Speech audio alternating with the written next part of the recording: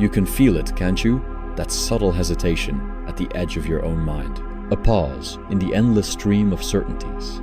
The half-conscious realization that almost everything you cling to, your knowledge, your beliefs, your sense of yourself, is nothing but smoke pressed between your fingers. You try to hold it, yet it slips through, dissolving into air. Have you ever wondered how fragile your so-called thinking really is? How much of what you call understanding is simply the echo of voices you inherited, of ideas repeated until repetition itself felt like truth? We spend our lives pretending we know. We map the world in neat lines and bright labels, but the shadows lurking beneath those lines are far more substantial than the light we so desperately chase. And you, seated there, breathing in the soft glow of your screen, may think yourself awake, but even now, even in this moment of quiet reflection, there is a veil between you and reality. A veil sewn from your comfort, your habits, your need to believe you are more than a fleeting flicker in a vast and indifferent cosmos. The machinery of your mind works tirelessly, crafting narratives from fragments of experience. It arranges memories like soldiers on parade. It invents causes where none exist. It seeks patterns in chaos, as if understanding itself could shield you from the fundamental arbitrariness of existence. You are both the sculptor and the clay, shaping illusions, even as you are shaped by them. And the more you resist, the more insidious the construction becomes.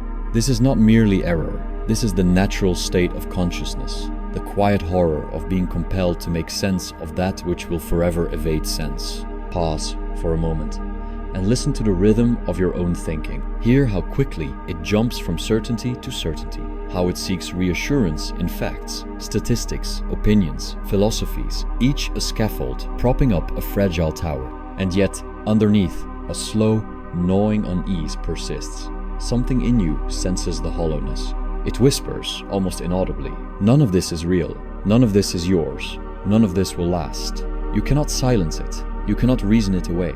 You can only observe it. And in that observation, the first glimmer of clarity appears. This is the paradox. To think clearly, you must accept that your thinking is almost always clouded. To know anything, you must first admit the vastness of your ignorance. Yet even this admission, noble as it may feel, carries its own danger. Pride finds its way into humility as effortlessly as darkness returns to a shadowed room. And so you walk a tightrope between awareness and illusion, suspended above a chasm of unknowing, aware of your fragility but unable to step off the plank. Consider for a moment how little of what surrounds you is truly independent. Every headline you read, every conversation you overhear, every fleeting insight that flares and fades, is it genuinely your own, or merely the reflection of countless other minds, each repeating, amplifying, distorting? You are enmeshed in a network of ideas, yet the threads are often invisible, and when you think you are thinking, you are often only echoing the echoes of echoes. There is no malice in this, only inevitability. The mind, left to itself, prefers repetition to inquiry, certainty to doubt, comfort to clarity. And here, perhaps, is the first liberation. Recognition that the majority of your knowledge is a polite lie you tell yourself every day. Do not recoil, do not panic. It is not shameful.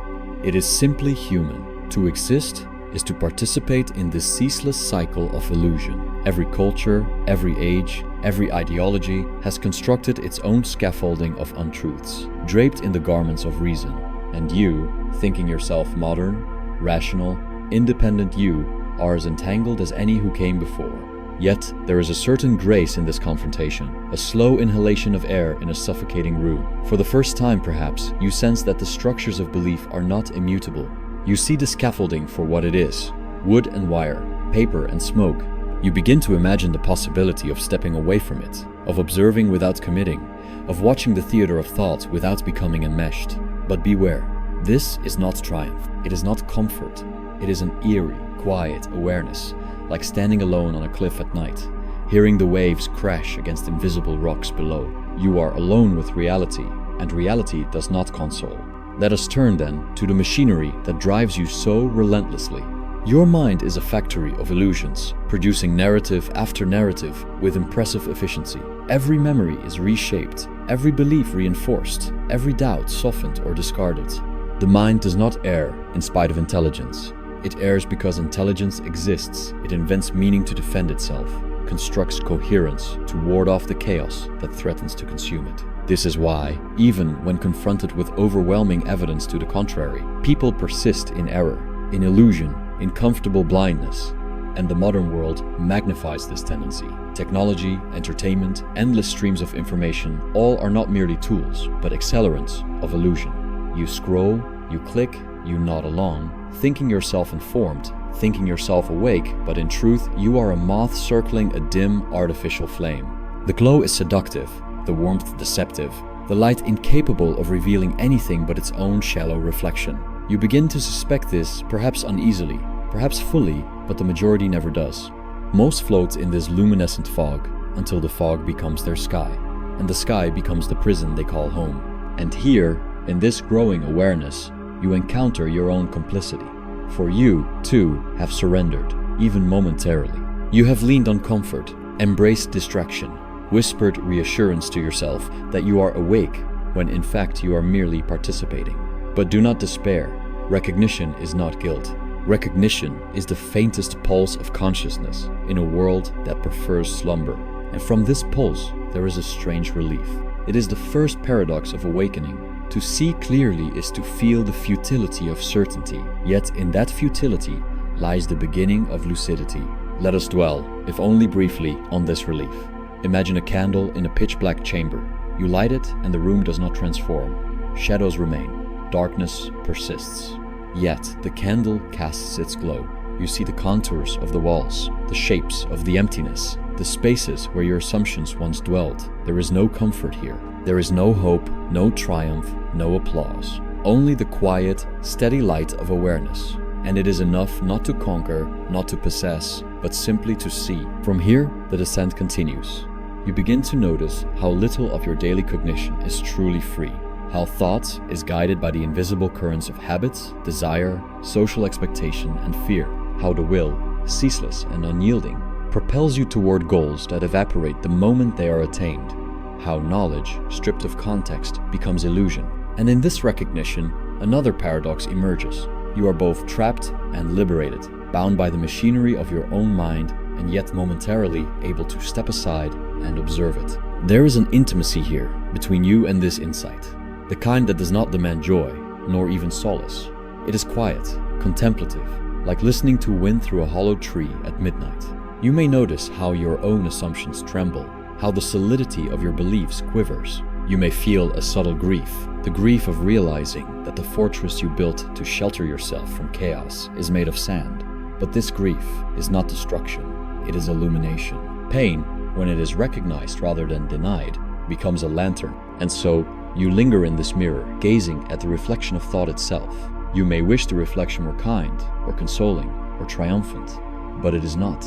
It is merciless. It exposes the cracks in certainty, the rot beneath conviction, the futility of clinging to knowledge, as if knowledge itself could grant permanence. And in this exposure, there is a strange serenity, not comfort, not hope, but clarity. You breathe slowly, feeling the pulse of thought as both burden and revelation. At this moment, understand this. The journey you have begun is not toward mastery, nor even understanding. It is toward lucid awareness of the machinery of illusion. Every opinion, every certainty, every conviction must be questioned. Every narrative, every cultural inheritance, every habit of mind must be seen for what it is. A temporary scaffold, subject to collapse. A gesture against the unyielding indifference of reality. And in seeing this, in naming it, in acknowledging it, there is a subtle, paradoxical relief.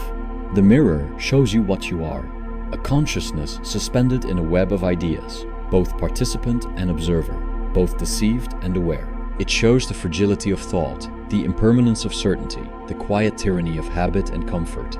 And yet, as you stare into this mirror, there is a flicker, a faint, hesitant acknowledgement of possibility. Not triumph, not conquest, not hope.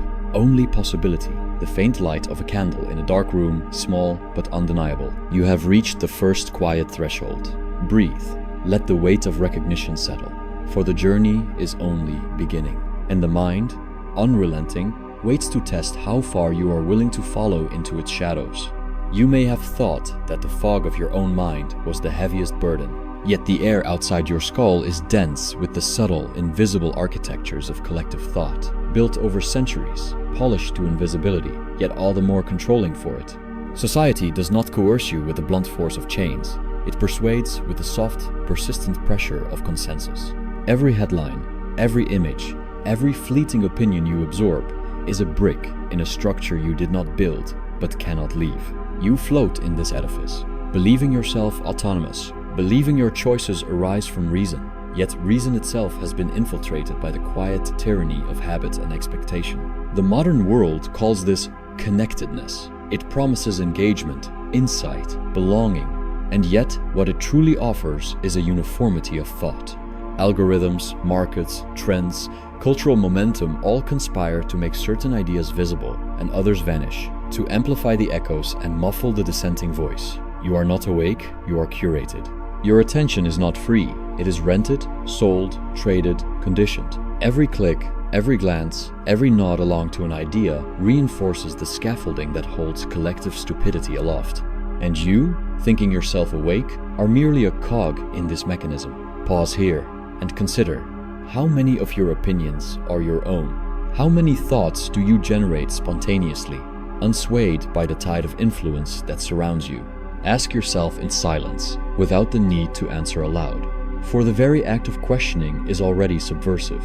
It is rare, and in its rarity lies both danger and liberation. The machinery of illusion despises doubt. It thrives on certainty, on habitual consent, on the mind's desperate desire to believe it is seeing the world as it is, rather than as it has been filtered, distorted, and sold. And yet, even in this suffocating architecture, a flicker of awareness persists.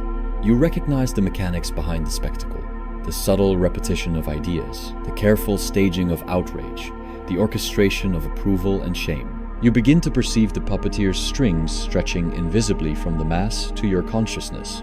You see how the mind prefers simplicity over nuance, narrative over ambiguity, comfort over confrontation, and the realization is not comforting. The machinery is vast, impersonal, relentless.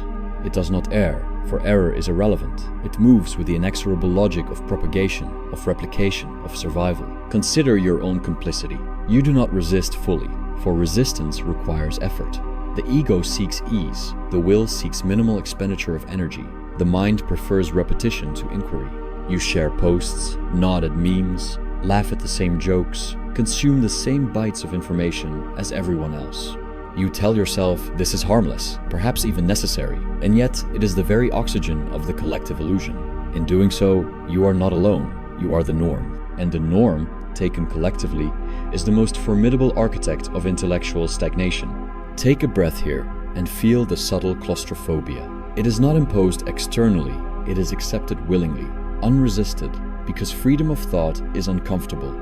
Freedom of thought requires a confrontation with the emptiness beneath the scaffolding, with the vast void that lies where certainty once stood. Most flee this confrontation. Most prefer the warmth of conformity, the reassurance of shared error. And this is why the decay of critical thinking is silent, invisible, almost imperceptible. It is not noisy or violent. It is smooth, like erosion, like water wearing away stone, until the shape is unrecognizable. And consider the tools themselves. Technology, hailed as the liberator of minds, functions instead as the magnifier of habits. Attention becomes the currency, engagement the measure, validation the goal. Knowledge is no longer pursued, it is consumed, reduced to a snack, a soundbite, a fleeting thrill. Depth is discouraged, reflection punished by boredom, complexity abandoned for simplicity.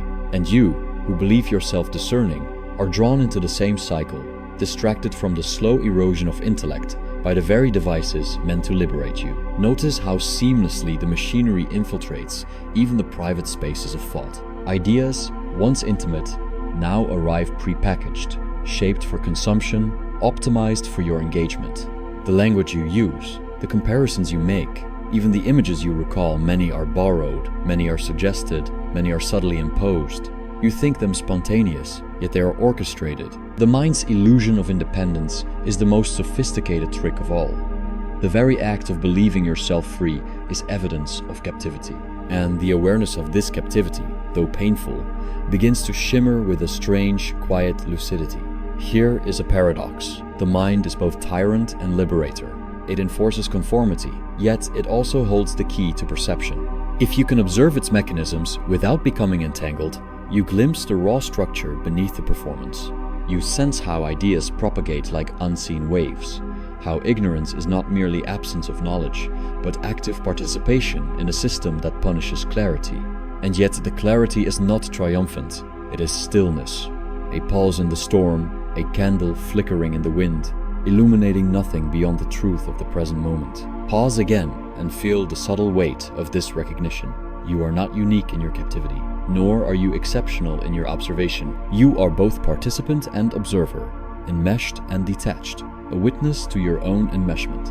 And it is here, in this duality, that the first relief arises. Not hope, not triumph, but the recognition that clarity is available even within the machinery, even within deception, even within the unrelenting churn of collective thought. Perception can pierce, if only momentarily, through the veil. Consider the ease with which the collective sways you. Public opinion, trends, the amplification of outrage and desire, all these currents tug invisibly at the mind. You do not resist fully, because resistance demands awareness, courage, and patience, the very qualities most often eroded by the constant feed of distraction.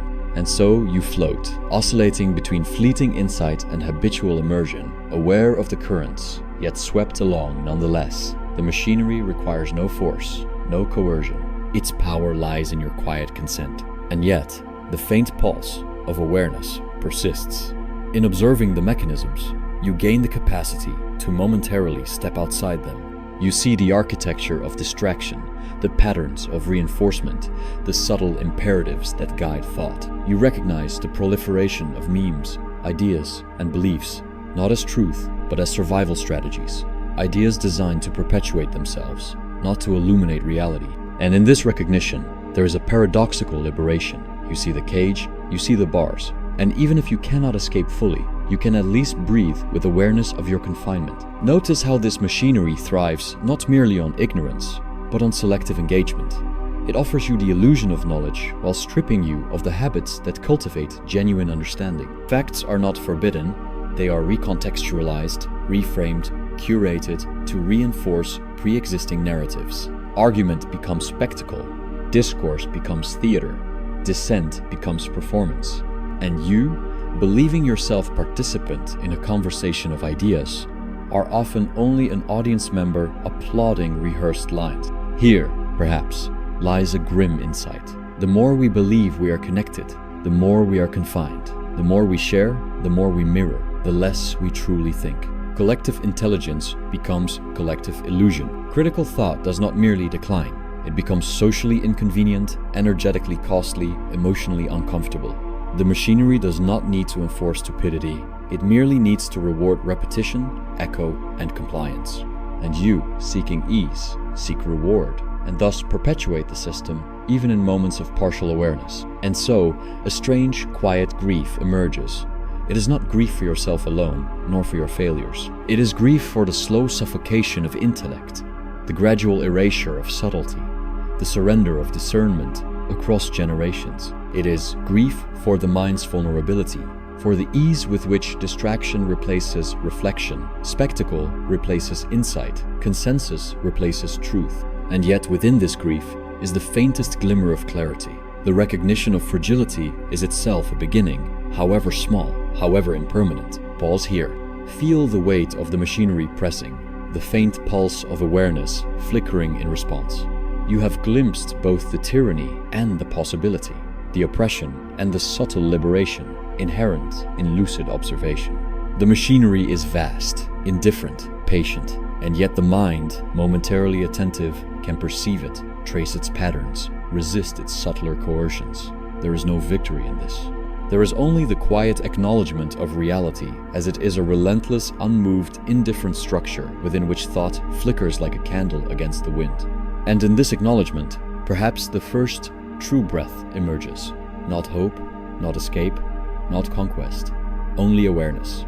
Only the capacity to recognize the mechanics of illusion while remaining, however temporarily, detached from them. You are both part of the machinery and observer of it, captive and lucid, lost and conscious. And this duality, uncomfortable as it is the doorway to the deeper understanding that awaits the understanding that the machinery is not an enemy, but a mirror of human nature, of the will, of the ceaseless struggle to impose form upon the formless. You awaken to the realization that the machinery outside is only a reflection of the machinery within. Autonomy is an illusion carefully polished by your own habits, by the unceasing, unrelenting impulses of the will. You imagine yourself thinking freely, yet every desire, every preference, every judgment rises from a subterranean current older than memory, older than reason. Your so-called choices are rarely yours. They are the echo of an inheritance you did not ask for, shaped by instincts you cannot name, by patterns you barely perceive. And the dread is not that you are bound, but that you have never truly noticed the chains that bind. Your thoughts are not independent. They are sculpted by the relentless pressure of repetition and necessity. The mind, left to its own devices, does not wander toward freedom. It gravitates toward comfort, toward familiar patterns, toward the narratives that reassure even as they deceive. And in this gravitation lies a subtle tragedy. The very instrument of reflection, the mind betrays you as surely as any external tyrant, for it obeys the will, the blind, insatiable will that moves endlessly through desire, aversion, and the ceaseless tension between them. Consider the illusions you hold sacred. They are fragile constructs, built not upon truth, but upon selective perception, upon convenience, upon your avoidance of the void that yawns beneath the mind's construct. You cherish certain ideas because they soothe. You reject others because they provoke. You tell yourself this is reason, but it is cunningly disguised submission. Reason has been enlisted as a servant of the will, a bureaucrat maintaining the elaborate theater of desire. And even when you think yourself detached, observing without attachment, the will is quietly at work, whispering preference, urging survival, craving continuity. Pause and feel the subtle tightening of this recognition. Autonomy is a shadow, a flicker on the wall of a cave whose true shape is the endless striving of the will. Every moral judgment, every pursuit of knowledge, every act of seeming independence is already entwined with forces that predate your awareness. And yet, paradoxically, this very entanglement can become a strange kind of clarity. The mind, once seen as free, is revealed as a mirror reflecting the deeper necessity of existence. The relief is not comfort. It is the cold, lucid acknowledgement that there is no freedom in the traditional sense. Only perception within constraints. Only observation within inevitability. You may notice how the machinery of the world invades even your quietest moments, your private contemplations. Thoughts arise unbidden. Images intrude without invitation. Desires flare as if fanned by invisible winds. The mind claims them as its own, yet they belong to the will, to the larger currents of existence that surge through all living things. You resist, you negotiate, you attempt to master them, but mastery is fleeting, and resistance often strengthens the impulse, like fighting the tide while standing barefoot in the surf. You are never outside, never above.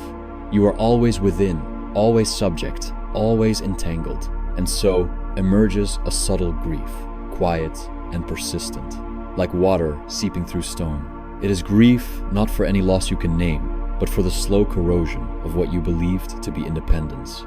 You see now that illusion is not merely external, it is woven into the very act of thinking, into the architecture of perception itself. Every judgment, every conclusion, every preference carries the faint imprint of forces unseen yet inexorably present. The mind, in its brilliance, has constructed worlds of meaning, but these worlds are themselves shaped, limited, and dictated by the will's relentless insistence.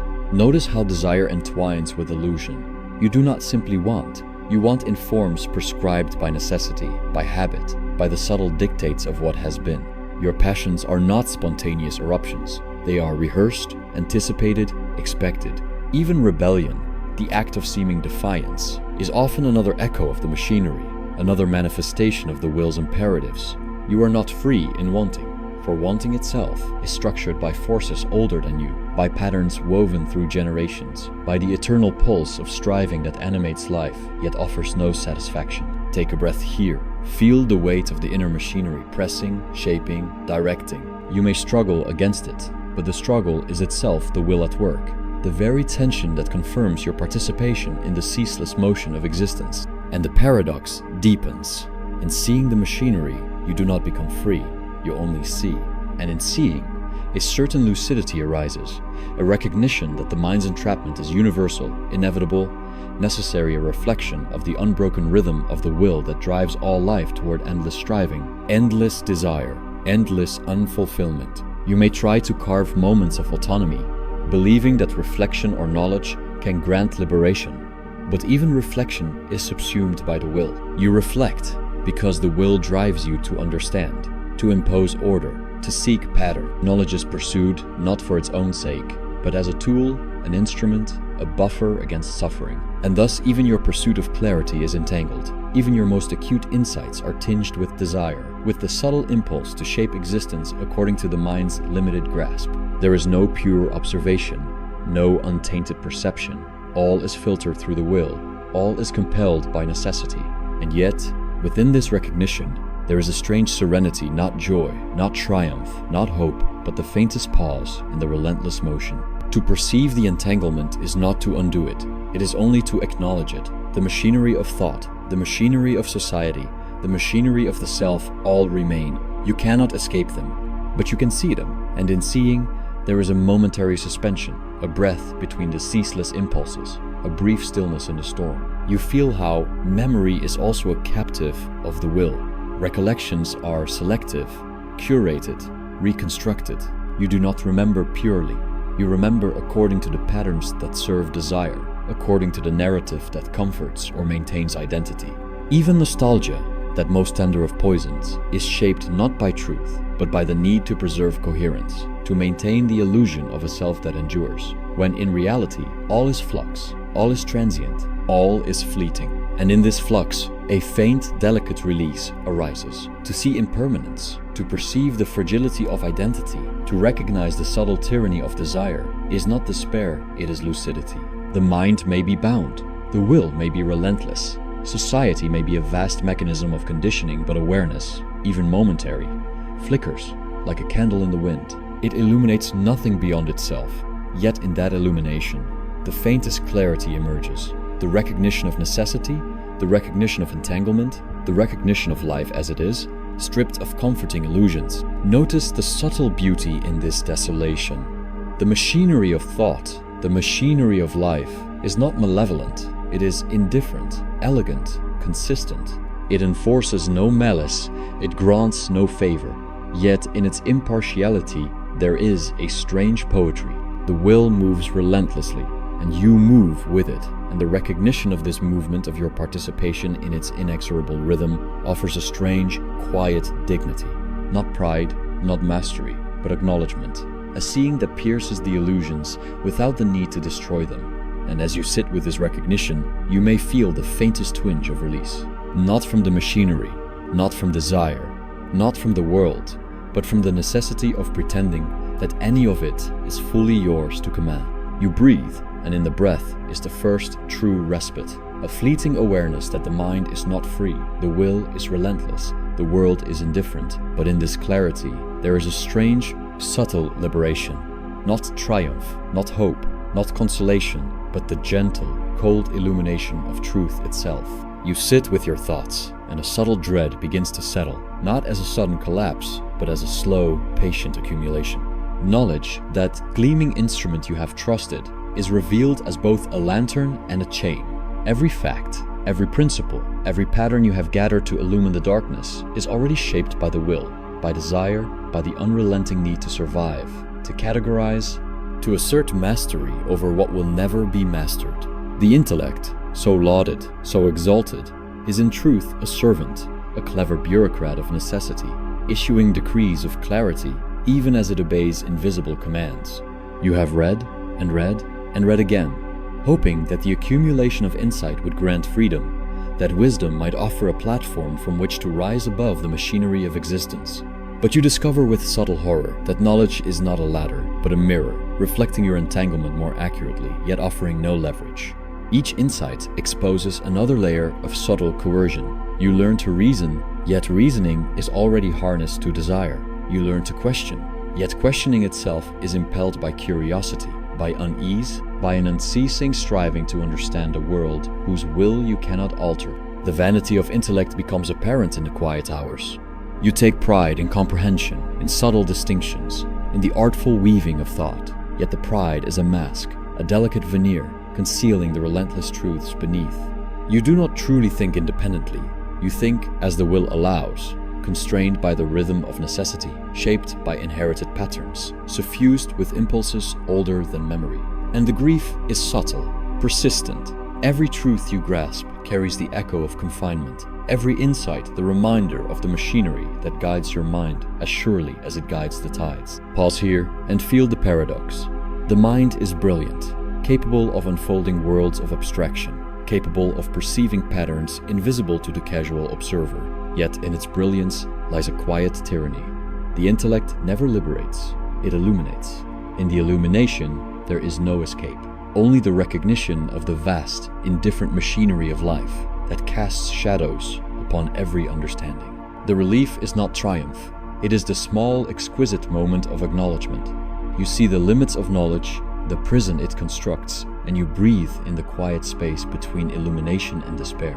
Even critical thinking, the very tool we pride ourselves upon, is not immune. To dissect, to evaluate, to judge, is to exert subtle control over the chaos. Yet the act is itself compelled. The criteria you apply, the principles you trust, the standards you invoke, all are not born in isolation, but are absorbed from the currents of society, of language, of collective expectation.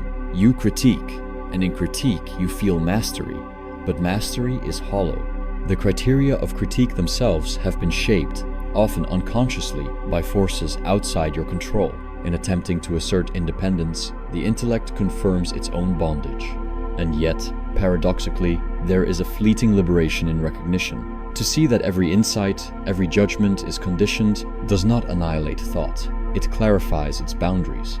It strips away pretense, removing the illusion that the mind is sovereign, revealing instead the quiet rhythm of necessity, the pulse of the will coursing through every neuron, every reflection, every considered choice. Knowledge becomes a lantern, illuminating the walls of the cave, revealing both the grandeur and the confinement of the space, allowing you to perceive without illusion. Consider how society magnifies this entanglement. The collective reveres knowledge, yet it rewards conformity. Insight is celebrated only when it fits comfortably within pre-existing structures, only when it serves the machinery rather than challenges it.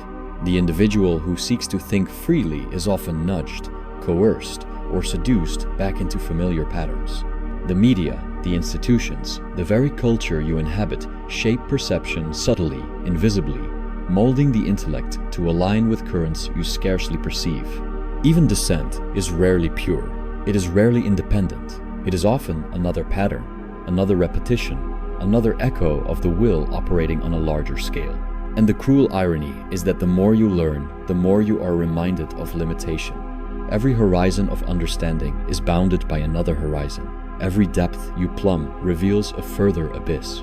Knowledge does not converge to truth.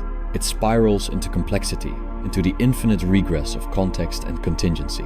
You feel the allure of certainty, yet certainty is always an illusion, a convenient fiction that dissolves the moment the mind observes its own constructs. The intellect promises clarity and delivers awareness of confinement. Take a breath in this subtle despair.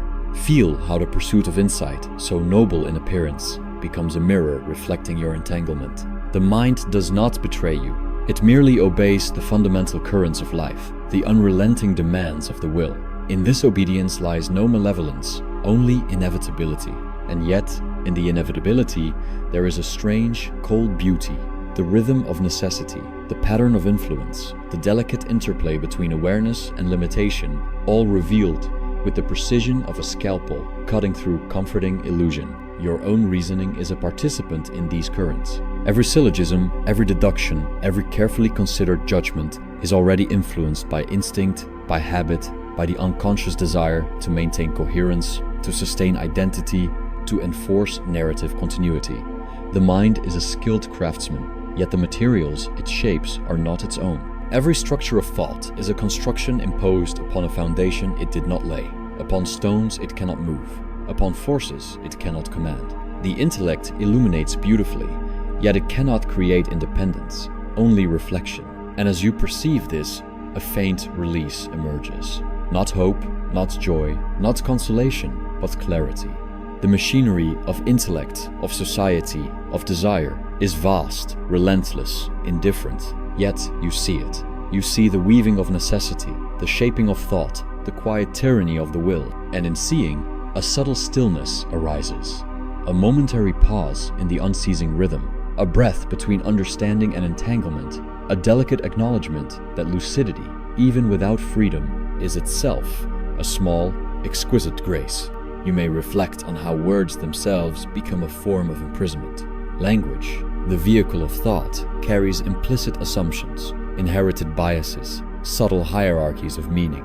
Even in the act of articulating insight, you are constrained by the shapes of expression, the currents of communication, the collective architecture of shared understanding. You speak, you write, you reason, but always within a framework imposed upon you, always in dialogue with forces that existed long before your consciousness flickered into being. And here, a paradox whispers.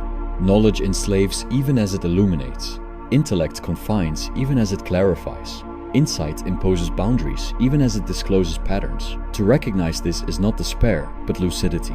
The mind, the society, the very machinery of existence operate with precision, impartiality, inevitability.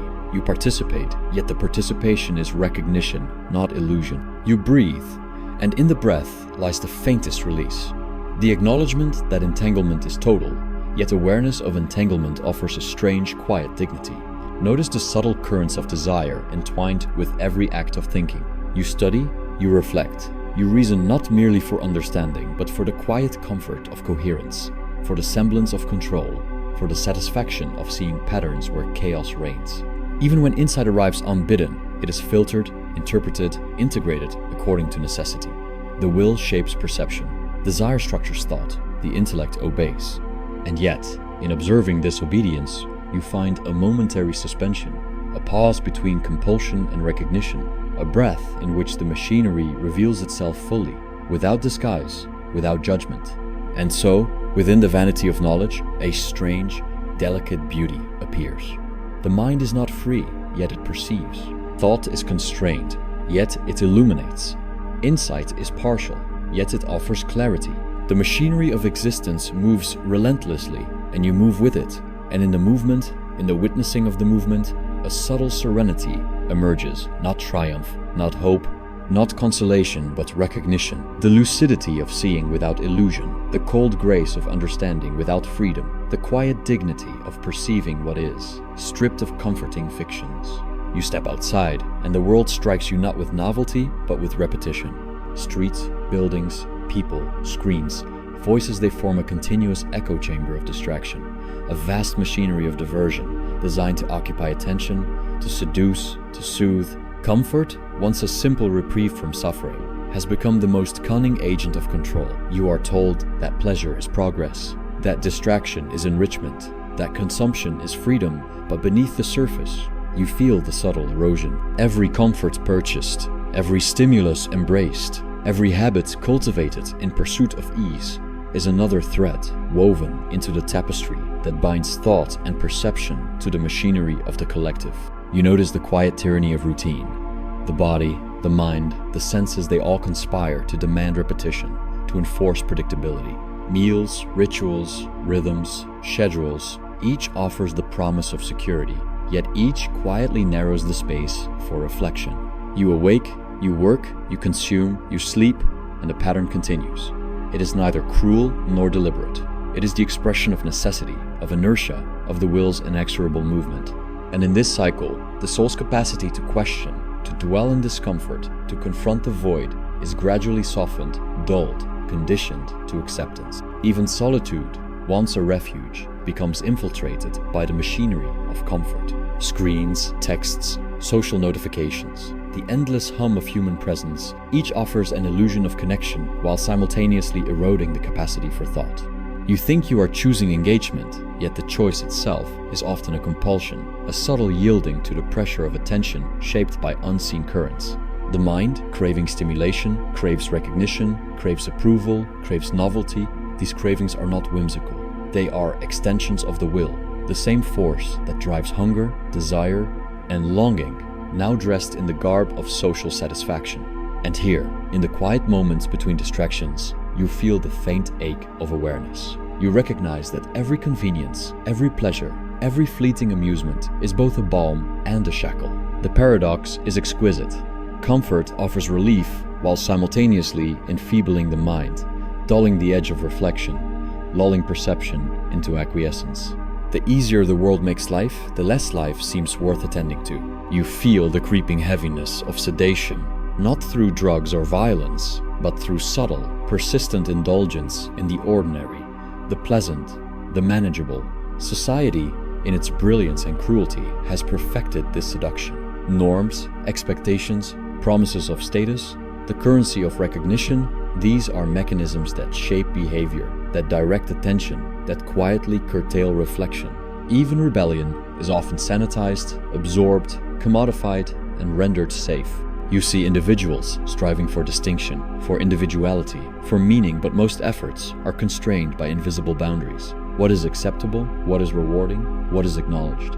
To question beyond these boundaries is not merely inconvenient, it is perilous, for the machinery does not tolerate prolonged deviation from its prescribed paths.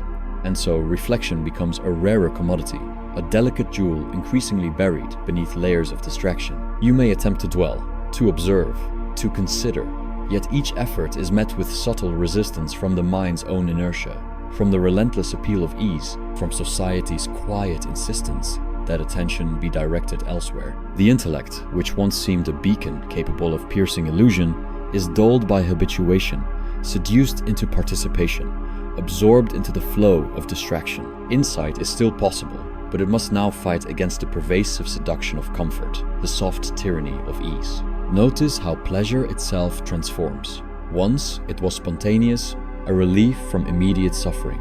Now it is packaged, commodified, demanded, pursued endlessly.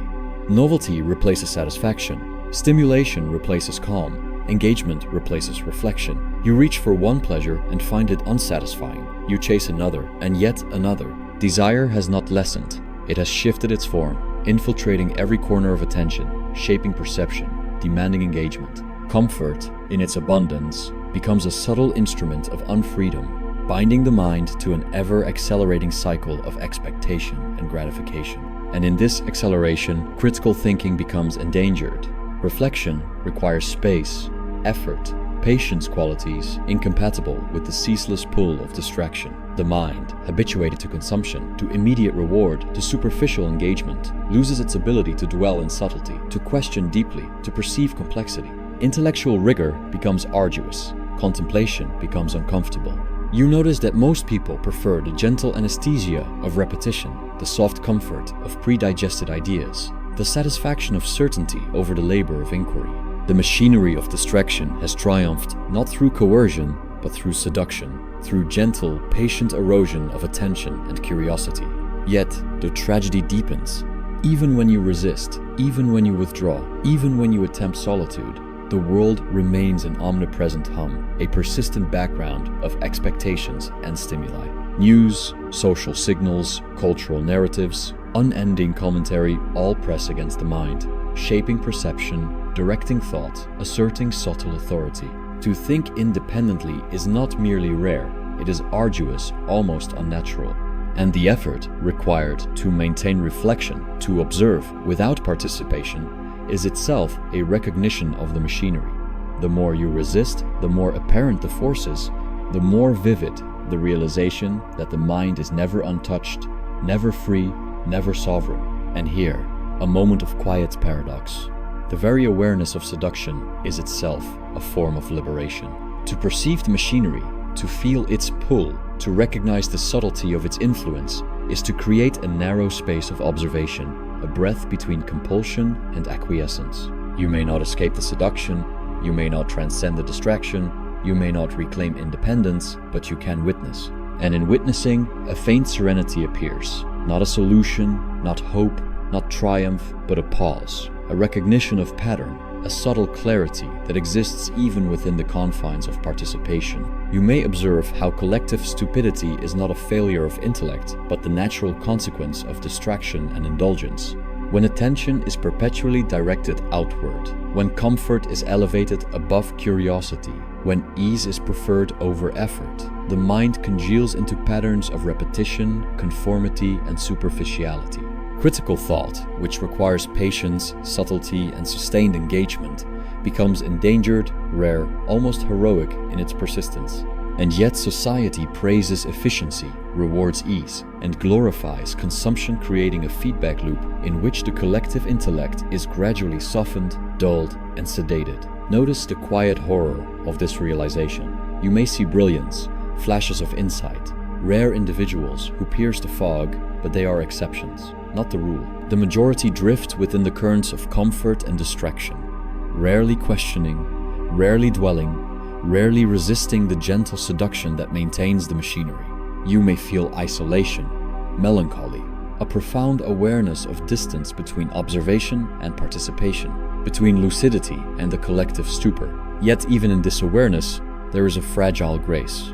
You see the currents clearly, and in seeing, you acknowledge the inevitability, the pattern, the vast and indifferent mechanism through which life moves, and so reflection itself becomes a quiet rebellion, a subtle act of witnessing against the tide of distraction. To dwell in awareness, to perceive without immediate participation, to resist the seduction of comfort even fleetingly, these acts are small yet profound. They do not alter the machinery, they do not disrupt the currents, they do not free the mind, but they offer a slender moment of lucidity, a breath in which the relentless flow of societal and psychological influence is illuminated, recognized, and held in quiet contemplation.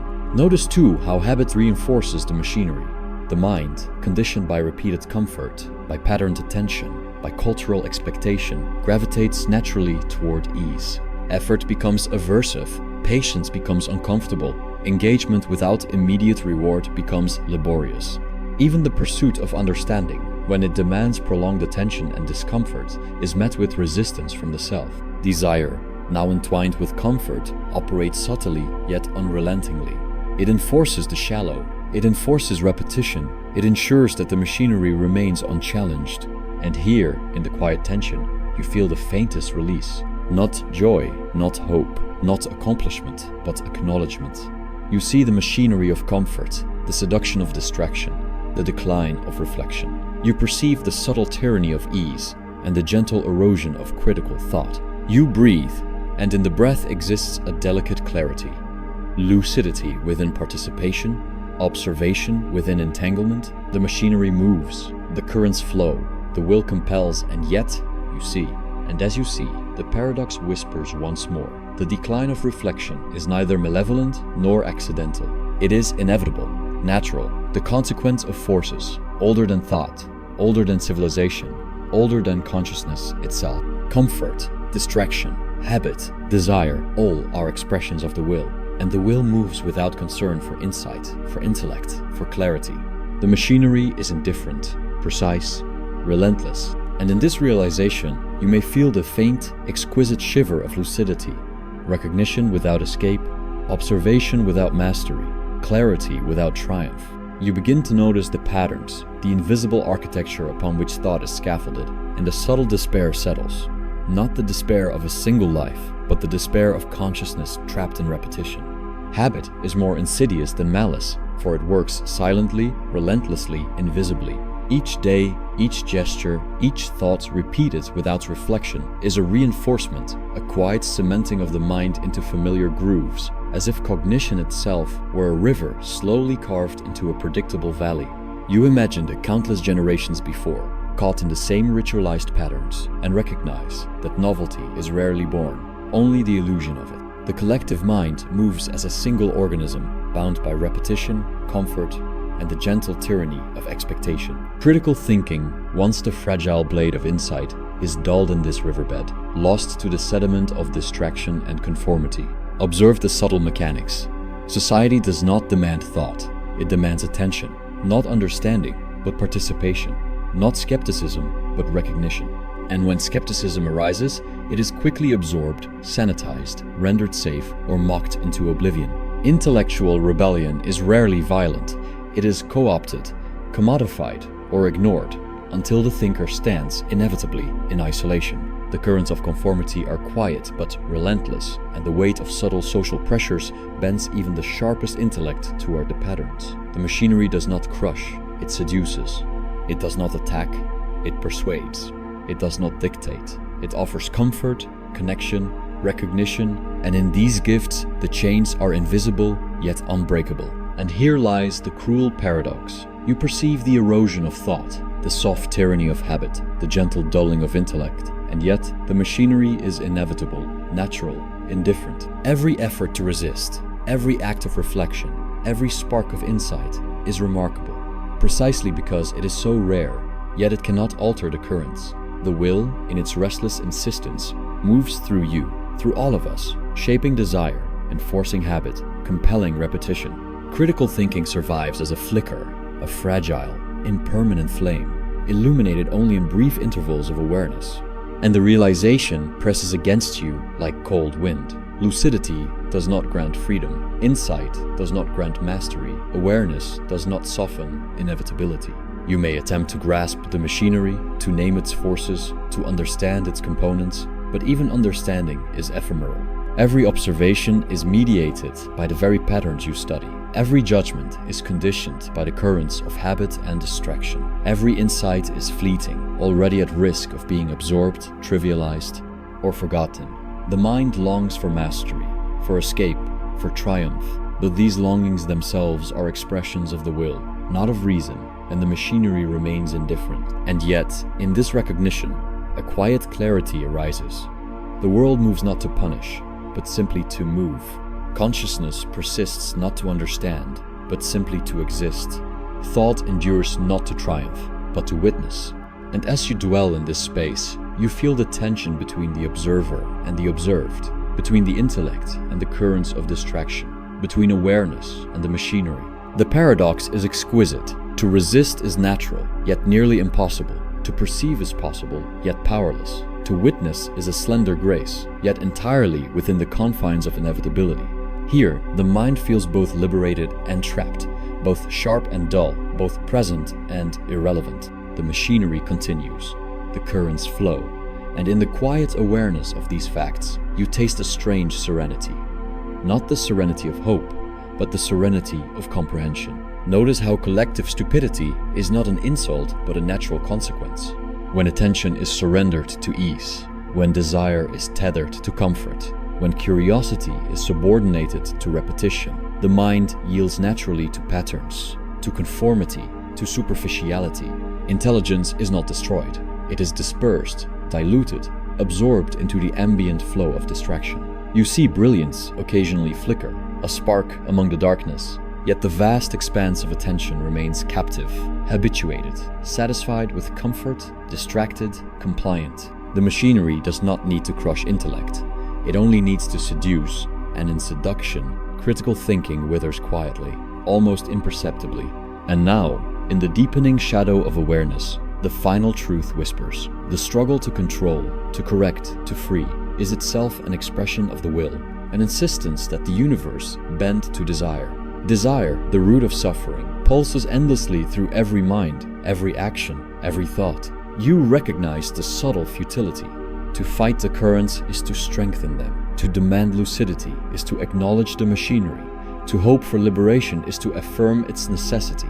And yet, the mind recoils from this recognition, as though consciousness itself cannot endure the vast inevitability of its own entrapment. And here, at the edge, a final release. Surrender. Not the surrender of weakness, not the surrender of failure, but the surrender of illusion. To recognize that mastery, triumph, control, and freedom are illusions is not despair, it is clarity. The will moves, the machinery flows, habit and distraction persist. The collective mind drifts, but you witness. And in witnessing, there is a subtle, exquisite liberation, not from life, not from thought, not from the currents, but from the insistence that they obey. Observation becomes your solace, lucidity becomes your refuge, awareness becomes your only companion in a world that cares neither for understanding nor for judgment. You close your eyes, and the machinery continues, impervious, infinite, indifferent. Yet, the act of seeing persists, fragile, fleeting, and yet undeniable. The currents of collective thought, the gentle tyranny of comfort, the seduction of habit, the slow erosion of critical thinking, they move around you, through you, shaping, compelling, but no longer deceiving. You breathe, and in the breath you are both part of the river and apart from it, a witness to the inevitable, a bearer of lucidity in a world that prefers sleep. And in this final moment, as thought recedes into quiet observation, as awareness rests in the subtle clarity of surrender, a question lingers, unspoken yet undeniable. If the machinery moves without aim, if the currents flow without reason, if the will compels without concern, what then is the place of the observer, the thinker, the one who sees? You feel the answer dissolve, not into solution, but into the stillness itself. The question remains, suspended in the air, in the silence, in the faint glimmer of awareness that persists even as the self dissolves into the machinery, into the currents, into the endless flow of existence.